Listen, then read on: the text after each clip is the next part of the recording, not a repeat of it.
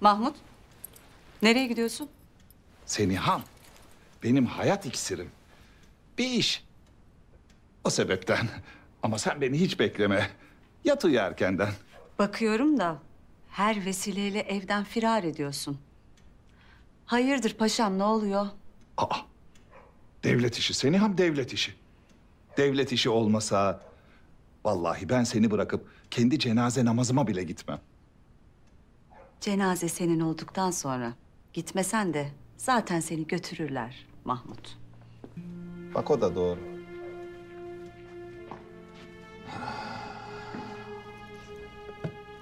Pederim. Sara ne yaptı acaba? Melike'yi bulabildi mi? Sen şunu öğrenebilseydin de sabaha kadar beklemeseydik. Eğer işi bitirdiyse Sara'yı oradan çıkarmak lüzumlu. Sebahattin, Sara saraydan çıkmayacak. Ne demek şimdi bu? Vaziyet malum.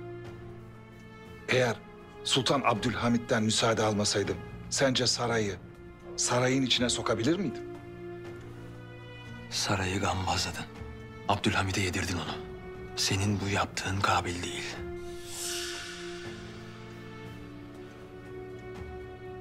Sebahattin, oğlum, alık alık kelam edip durma. Sen kör müsün Sebahattin? Abdülhamit'in aç bir aslan gibi fellik fellik hain aradığını görmüyor musun evladım? Sence Abdülhamit birilerini yemeden durur mu, durulur mu? İyi de peder beyim. Sara olmadan bu Kızıl Sultan'la nasıl başa çıkacağız? Sara Hanım mühim biri değil. Abdülhamit onu harcar. Harcadığı zaman da hiddeti geçer. Bir düşün. Peki bu işten bizim çıkarımız ne olur? Düşün. Biz de Melike'ye Sara Hanım'ı göstermiş oluruz. Tabii böylece Melike'nin hatıraları tazelenir. Hareme Abdülhamit'i öldürmek için girdiğini hatırlar.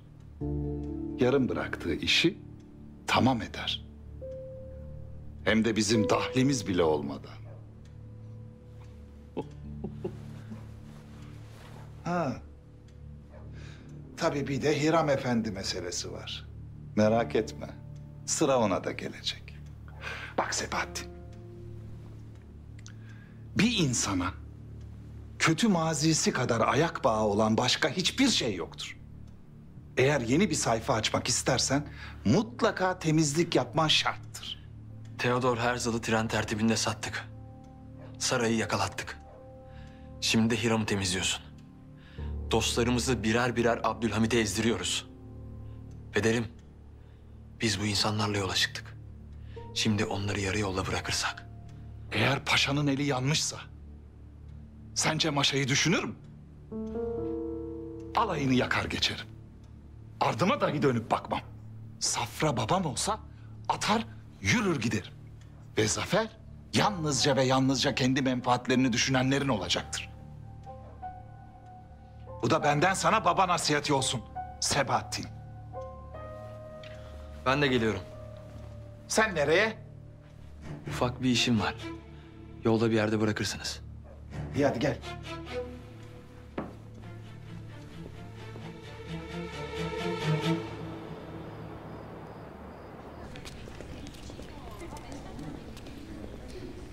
Geçin çocuklar. Biz buraya İsrail için ölmeye geldik. Biz sizin hayatınızı kurtarmak için buradayız. Siz ne yapıyorsunuz? Sultan Beyazıt atalarınızı barbar İspanyolların elinden kurtarmadı mı? Hepinizi gemilere bindirip denizin ortasında ölüme terk ettiklerinde yanınızda kim vardı ha? Vallahi de billahi de biz dostlarımıza karşı merhametli, düşmanlarımıza karşı celalliyizdir.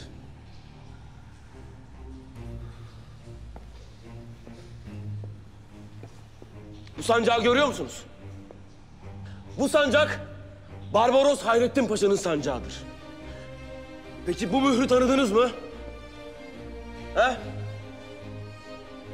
Bu mühür Süleyman mührüdür. Biz de inanırız Süleyman mührüne. Ama kudretine, koruyuculuğuna inanırız. Üzerine nifak tohumları ekmeyiz. Bizi buraya İslam'ın halifesi Sultan Abdülhamit Han Hazretleri sizlerin canını kurtarmamız için gönderdi. Hepinizin canı hünkârımıza emanettir. Hiçbirinizin canına, malına dokunulmayacak. Filistin'den başka her yere gitmekte hürsünüz.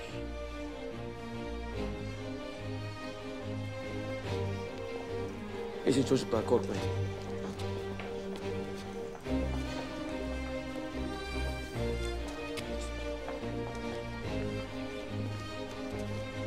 Size de minnettarız. Lakin nasıl sızdınız bunların arasına? Yeni değildir. Ben Hazar Türk'üyüm. Musa'ya inanırım. Hünkârımız yıllar önce beni hususi bir vazifeyle bu Yahudilerin arasına gönderdi. Zamanı geldi, sultanıma haber ettim. Siz olmasaydınız, hadi bizim canımız neyse de buradaki insanların hepsi katledilecekti. Devletimiz de müşkül vaziyete düşecekti. Çok sağ olun. Sağ olun.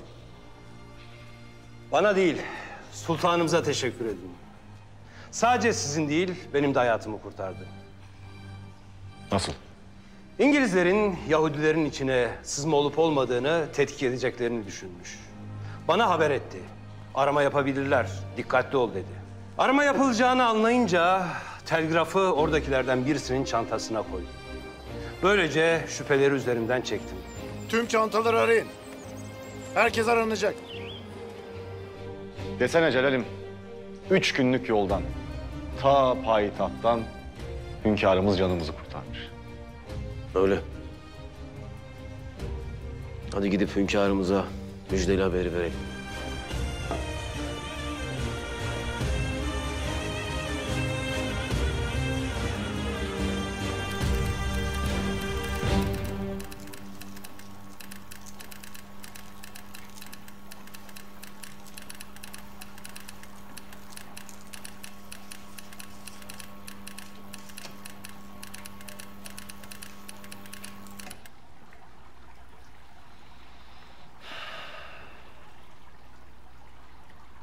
Hamdolsun. Hamdolsun. Hamdolsun hünkâr. Biz daha yazıya dökmeden siz makinenin sesinden havadisi aldınız. Yaz Paşa. Sağ olarak ele geçirilen bir İngiliz hafiyesi varsa payitahta getirsinler. Biz de kraliçeye bunun hesabını soralım.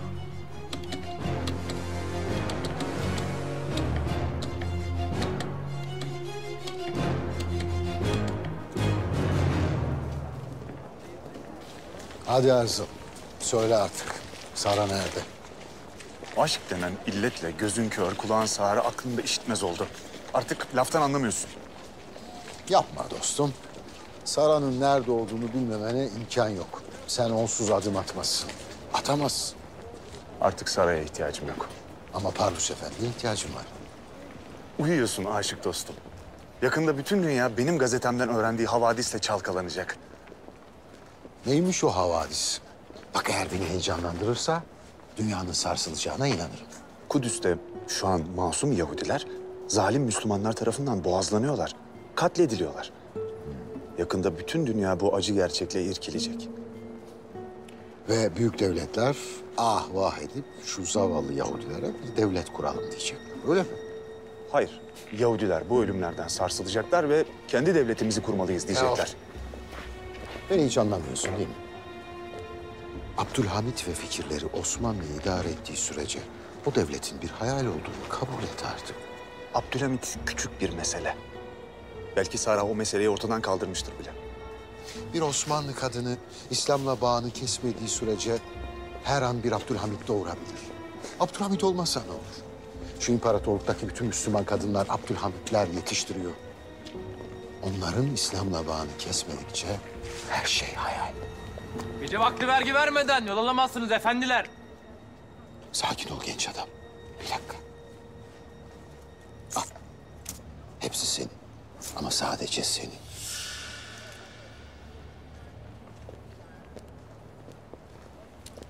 Bekle.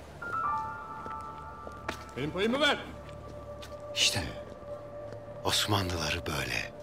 Parayla, Hakkımı ver dedim. kadınla, şöhretle, iktidar hevesiyle, milliyet tefrikalarıyla, hürriyet yalanlarıyla birbirine düşüreceğiz. Yolu yok. Osmanlı ancak böyle yıkılabilir. Anladın mı beni?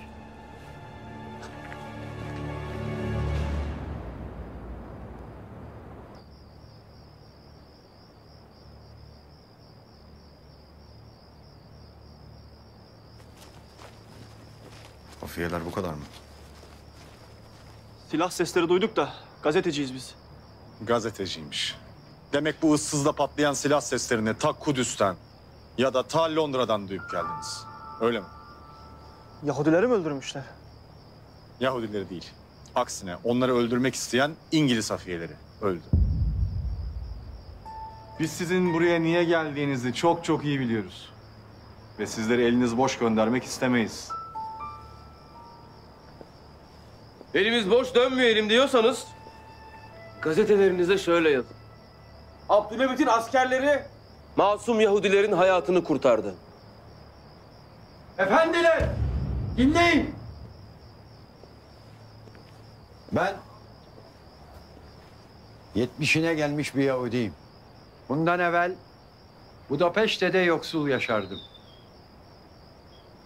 Bu Yahudilere Hristiyanlar her zaman kötü muamele etmiştir. Bundan 10 yıl önceydi. Bay Herzl geldi. Bütün kardeşlerimi İsrail devletine inandırdı. Biz buraya İsrail için ölmeye geldik. Biz Yahudi olarak yaşarken aşağılanmaktan ve ölümden korkarken Bay Herzl bizlere ölümü vaat etti. Zaten başka bir şey de vaat eden yoktu. Ama birisi ilk defa hayatımızı kurtardı. Sizler yazacaksanız gazetelerinize şöyle yazın. Osmanlı Sultanı hayatları boyunca aşağılanmaktan, ölüm korkusuyla yaşamaktan korkan Yahudilere hayat vaat etti. Yazın ki bütün Yahudiler bilsin. İsrail devleti ölümden başka bir şey getirmeyecek. Yazmazlar efendi, yazmazlar. Onlar sadece senin eleminden medet umarlar.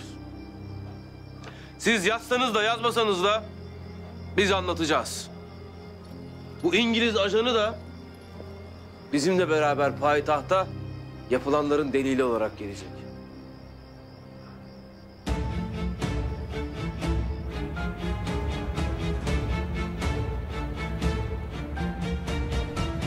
Hünkâr, bir İngiliz safiyesiyle beraber payidahta geri dönüyorlar. Âlâ.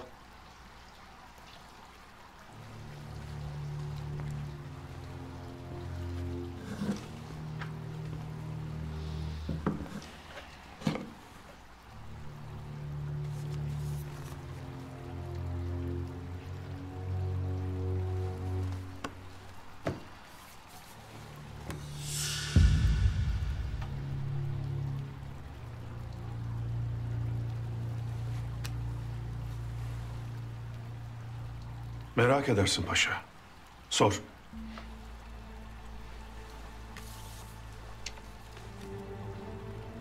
Hünkârım, bu Sara kimdir? Ahsen kızımızın kulağına fısıldayan şeytan.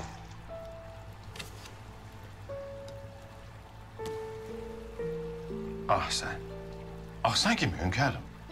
Başından beri neden biz bu kadar alakadar oluyoruz bu kızla? Kaza neticesinde yaralandığı için merhamet ettik.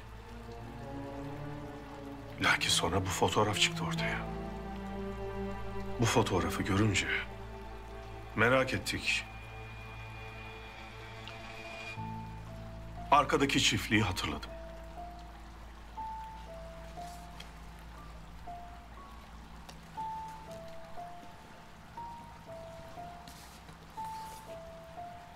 Hünkârım, bu adam kim? Efraim Efendi.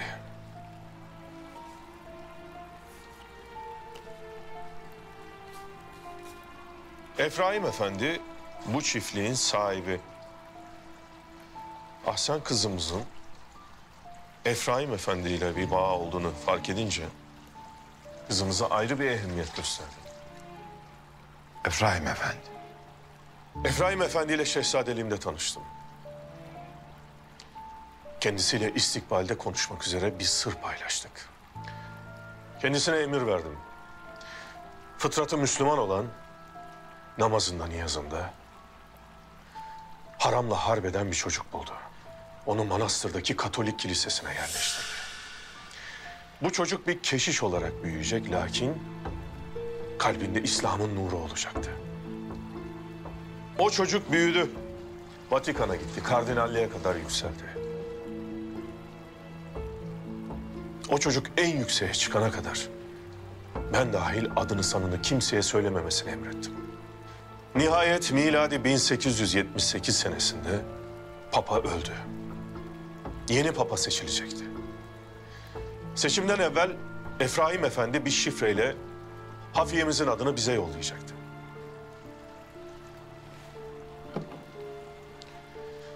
Efraim Efendi ile yıllar önce kurduğumuz sır cetveli. O bize bir sayı söyleyecek ve bu cetvelin üzerinde adamımızın ismi açığa çıkacaktı. Lakin ne oldu hünkârım? Sırrımız ortaya çıktı paşa. Efraim Efendi bize şifreyi göndereceği gece öldürüldü. Biz şimdi Vatikan'daki hafiyemizin ifşa olup olmadığını, yükselip yükselmediğini, yaşayıp yaşamadığını bilmiyoruz. Çünkü kim olduğunu bilmiyoruz. İşte Ahsen kızımız da belki Efraim Efendi'nin şifresi saklı. Mazisini hatırlarsa belki bize Vatikan'daki hafiyemizin kim olduğunu söyleyecek. Şimdi merak ettiğimiz şu. Ahsen kızımızla Efraim Efendi arasındaki bağ nedir? Bize bunu Sara denen ajan söyleyecek. Hünkârım, Ahsen kızımıza sorsak? Olmaz paşa. Bu kız bizim sırrımızı bilmeden taşıyorsa dahi bu saraya bizi öldürmek için geldi paşa. O mazisini hatırlamadan biz onun mazisini çözeceğiz.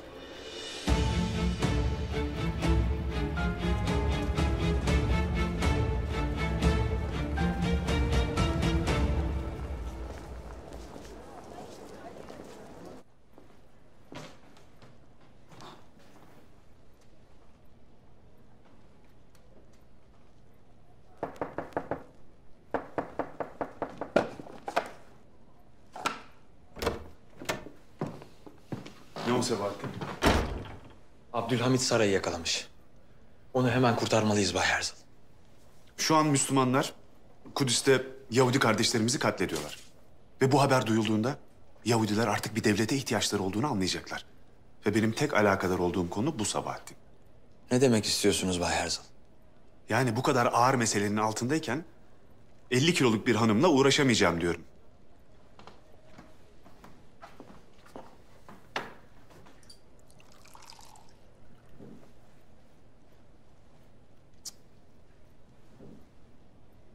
İnsanlar dostlarını ne çabuk harcıyor. Lütfen beni hayal kırıklığına uğratma. Dostluk dediğin küçük hayatların avuntusudur.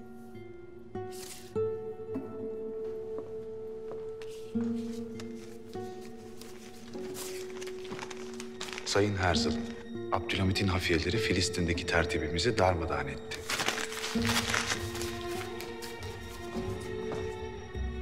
Havadisler kötü galiba. Osmanlı hafiyeleri Filistin'deki tezgahımı yerle bir etmişler. Yarın gazete bu havadislerle doluydu.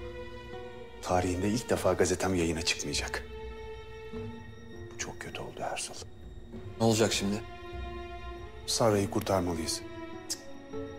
Dostluk küçük hayatların avuntusudur.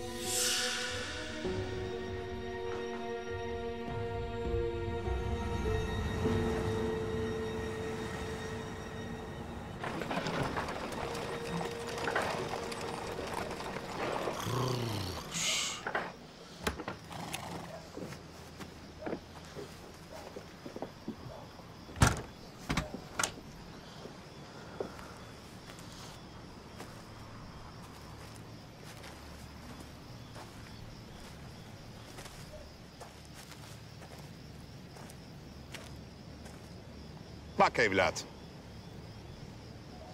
Hayatta muvaffak olabilmek için önce soğukkanlı olacaksın.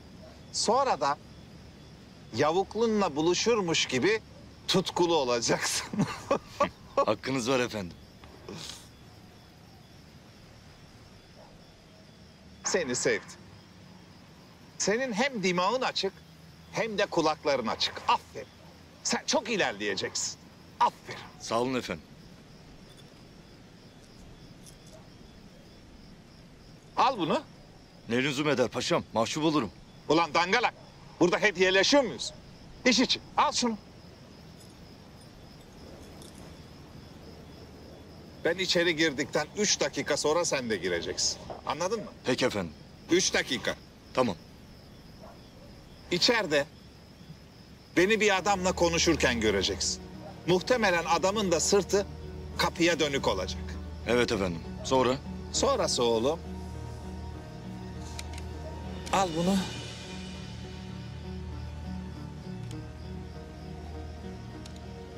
Sık gitsin ite. Hiç acıma. Zaten zalim keferenin tekidir. Allah senin mutlaka ödülünü verecektir evladım. Emredersiniz paşam. Acımam. 3 dakika. Peki efendim.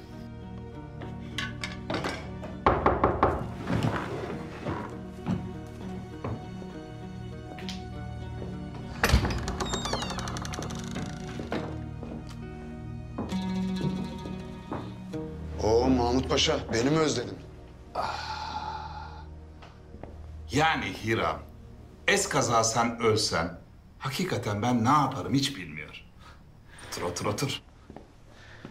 Ben gözümü feda edip o sırayı savdım paşa.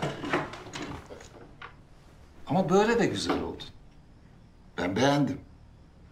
Dert etmene lüzum yok.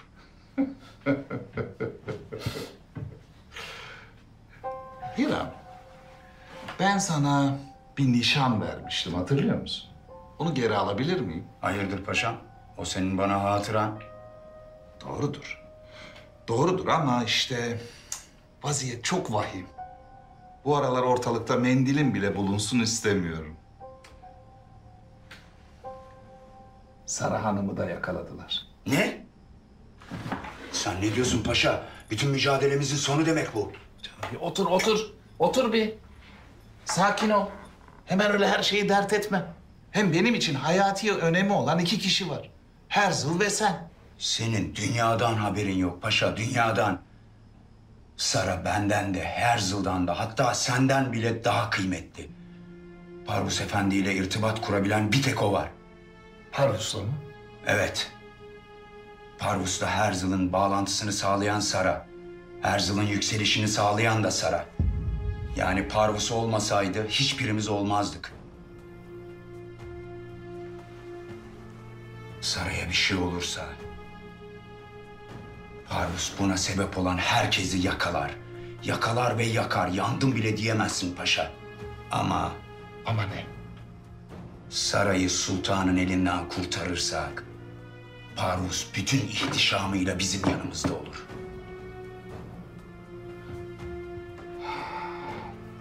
Desene, gene 2 ileri bir geri.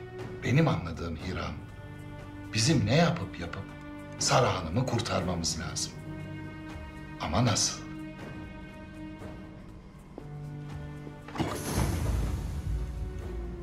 Arabacı, ne işin var senin burada? Efendim ben merak ettim. Hadi çık dışarıda bekle beni, hadi çık. Çık.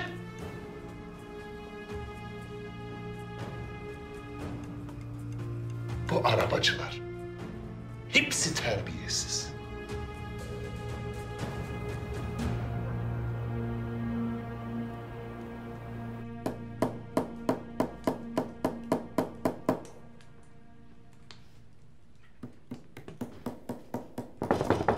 Gel. Hünkâr, tebaamızdan katledilen Gassal Galip Efendi, Kunduracı Süleyman Efendi, İmam Velid Efendi ve Cevat Efendilerin hanelerine emri ferman üzere gerekli ihaneler verildi. Âlâ. Âlâ. Lakin daimi surette bu ihanelerin takibi ihtimamla yapılsın. Her ne kadar eda etsek de millet-i İslam'a borcumuz bakidir.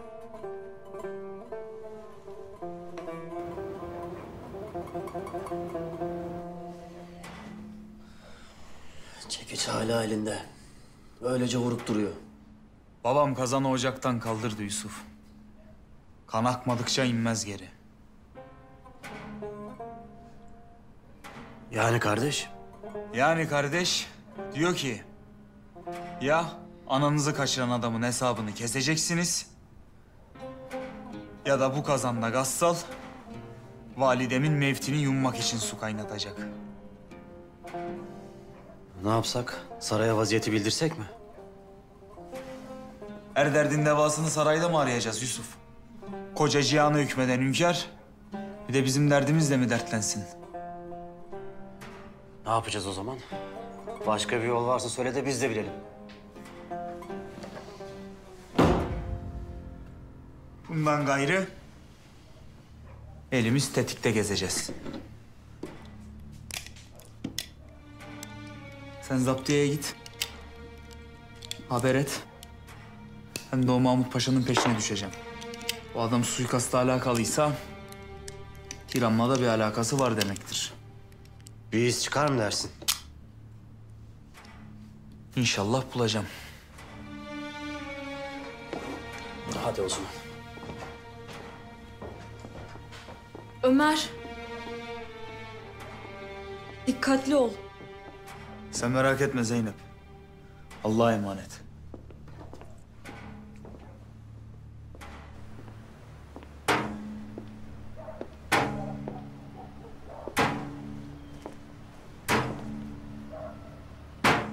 Baba.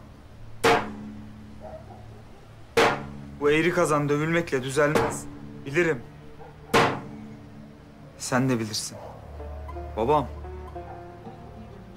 Konuşmuyorsun ama... Anladım ki... Sükûtun sözden tesirlidir.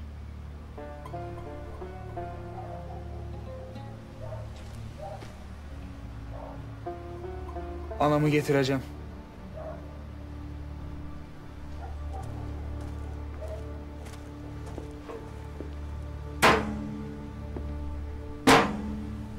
Paşam, eğer kendini Parvus'un yıkılmaz kalesinde misafir ettirmek istiyorsan sarayı kurtarmamız şart. Hiram. Abdülhamit Sara Hanım'la hesabı görse bile onu asla bırakmaz. Çünkü bu vakte kadar işlenen bütün cürümlerin, kabahatlerin müsebbibi olarak Sara Hanım'ı görüyor.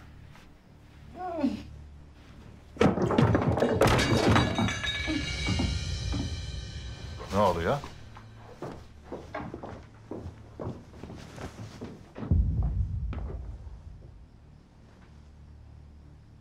Bu kim? Benim gözümü alan herif, Ömer'in annesi. Ne işi var burada? Ömer'in namlumun ucuna kafasını uzatması için bir tek yol bu vardı. Ben de annesini kaçırdım. Anneyi mi kaçırdın?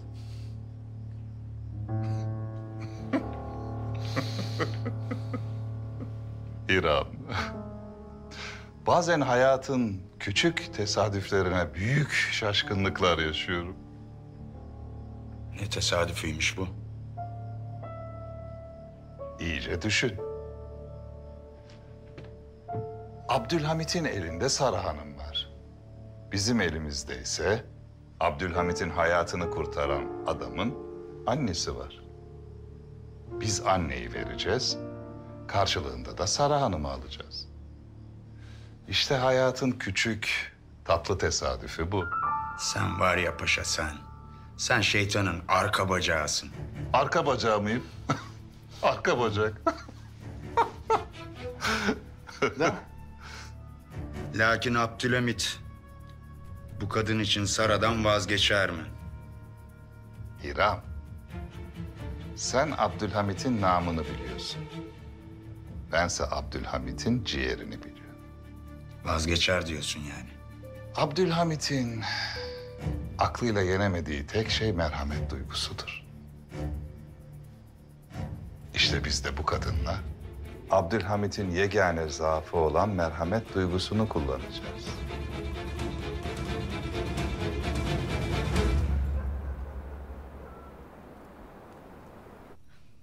Vay Kemalettin Paşa vay. Demek iki sultanı bir yerde idare ediyorsun ha? Sen hala uyumadın mı? Bana diyene bak. Sen niye hala ayaktasın? Düşünüyorum Fehime. Paşamın karşısına hangi kıyafetle çıksam diye. Naime de güzel kıyafetler diktirdi. Bence de düşün. Ne demek istiyorsun? Hiç.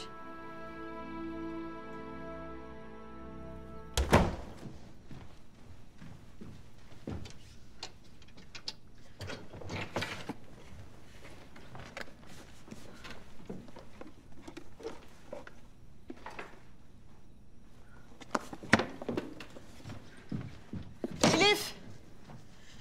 Elif! Buyurun sultanım. Kağıda bir şeyler karalamıştım. Ama şimdi bulamıyorum. Bu odaya giren çıkan başka birisi oldu mu? Hayır sultanım, kimse girmedi. Ben de görmedim. Ne yazmıştınız sultanım? Bağışlayın sultanım. Tamam, sen çıkabilirsin.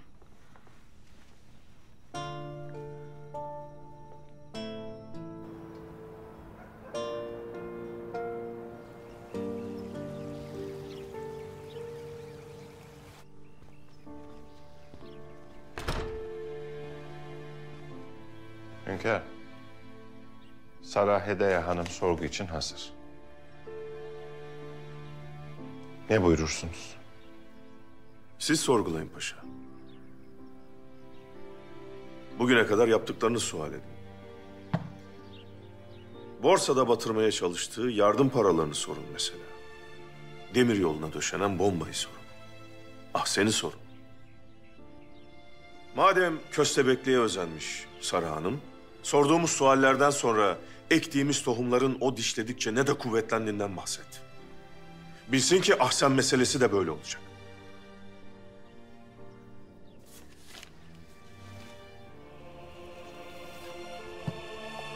Sonunda Efraim Efendi'yi tanıyıp tanımadığını bilelim. Efraim Efendi ile Ahsen kızımızın alakası neymiş onu öğrenelim. Emredersiniz hünkâr.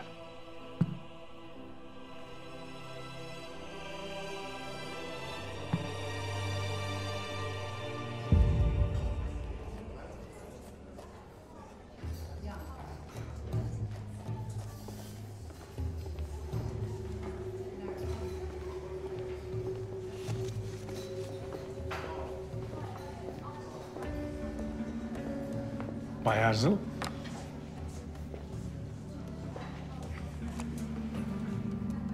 İşittiğim havadise göre bugün gazeteniz çıkmamış. Evet. Gazetecilik tarihim için bir felaket olsa da durumu yakında lehimize çevireceğiz. Hiç merak etmeyin. Ama yine de sizin bu üzücü vaziyette hala payitahtta hiçbir şey olmamış gibi oturmanız garip. Çünkü daha büyük bir felaketle karşı karşıyayız. Nedir meselemiz? Sara Hedeye. Sarayda rehin tutuluyor. Sarayda ya. Rehin? Sarayda? Emin misiniz? Tabii ki. Gidip onun serbest bırakılmasını istemelisiniz.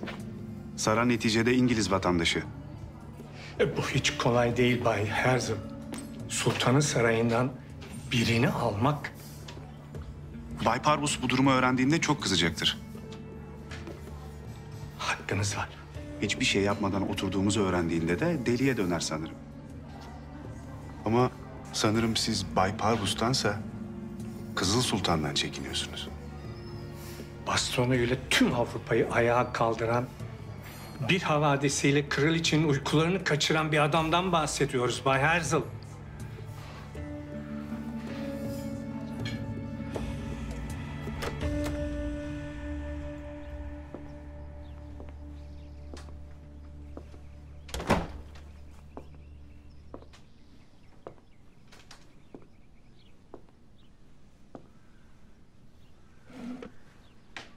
Melike nasıl?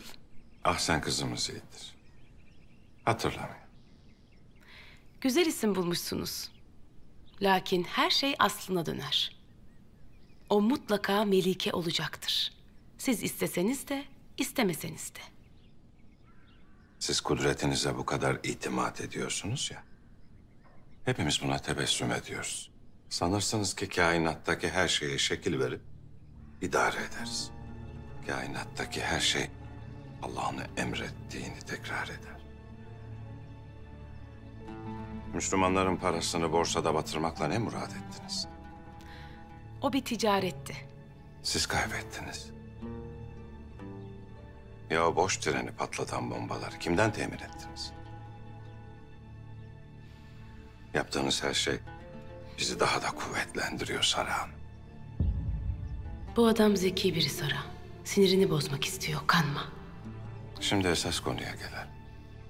Ahsen kızımız hünkârımızı çok iyi tanıyor. Onu babası gibi seviyor. Melike babasından başka hiçbir adamı sevmedi. Kendinize söylediğiniz yalanları duymadığımızı mı sanırsınız? Bu adam kim?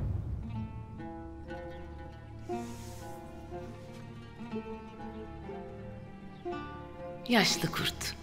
Şimdi tuzağa düştün. Bu fotoğrafı Melike gördüğünde babasının sultan tarafından öldürüldüğünü hatırlayacaktır. Bu adamın Ahsen'le alakası nedir? Melike'nin babası. İsterseniz Melike'ye bu fotoğrafı gösterin. O da hatırlayıp aynı şeyi söyleyecektir.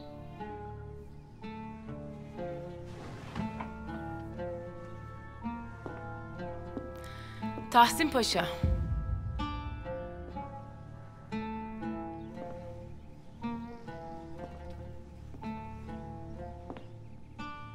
Dört yaşındaki kızınız hastalıktan öldüğü zaman bu devlete lanet ettiniz mi? Kızınızın basit hastalığına çare bulamayan devletinizin geri kalmışlığına lanet ettiniz mi? Belli ki bizi iyi bellemişsiniz. Ben o vakit kızımın yüzünde ölümün peçesine baktım. O korkunç peçeden ürktünüz ve lanet ettiniz. Hayır. Belli ki mazimizi iyi bilirsiniz. Lakin şunu da iyi bilin. Ölüm bizim için bitiş değildir. Sönüş değildir. Başka bir hayata doğuştur. Kızcağızım vefat ettiğinde ben lanet etmedim. İsyan etmedim. Şükret. Onu ana rahmine düşüren, ardından yeryüzünde gözünü açtıran Allah'ımızdır. Allah bizim her şeyimizdir.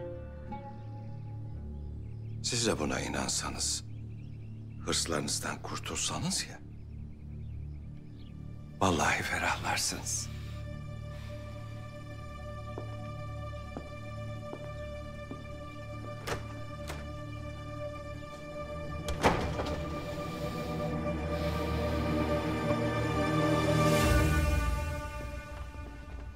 Zülfet Kalfa.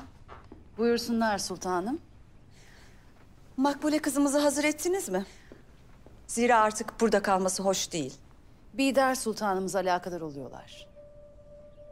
Herkes kendi hareminin vaziyetiyle alakadar olsun.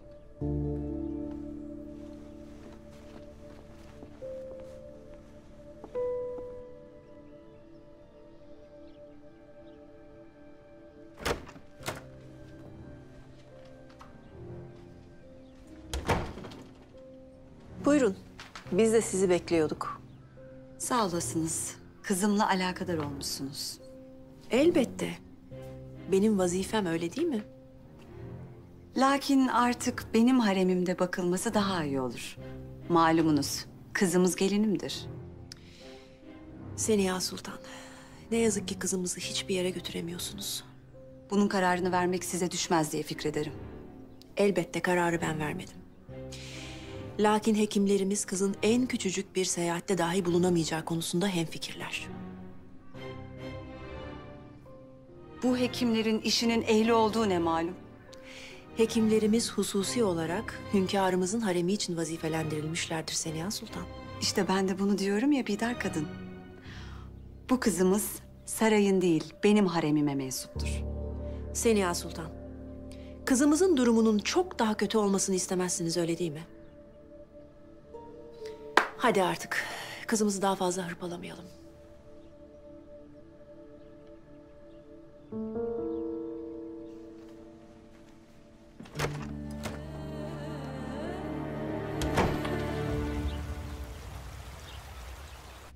Buyur kızım.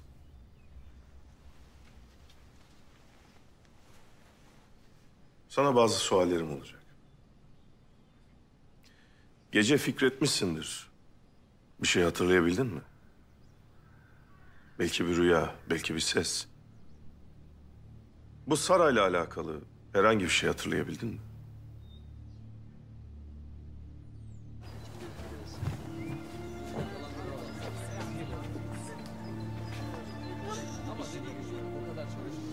Babanı öldüren Abdülhamit'ten intikamını almak ister misin? Bundan başka bir şey istemem. Kızım, Hayır hünkârım. Ne o kadını ne başka bir şeyi. Hiçbir şey hatırlamıyorum. Eğer müsaade ederseniz o kadınla konuşabilirsem... belki bana mazimle ilgili bir şeyler söyler. o kadınla konuşamazsın evladım. Paşalarım tarafından mülakatı devam ediyor. Evvela kim olduğunu bir öğrenelim. Buyur Tahsin Paşa.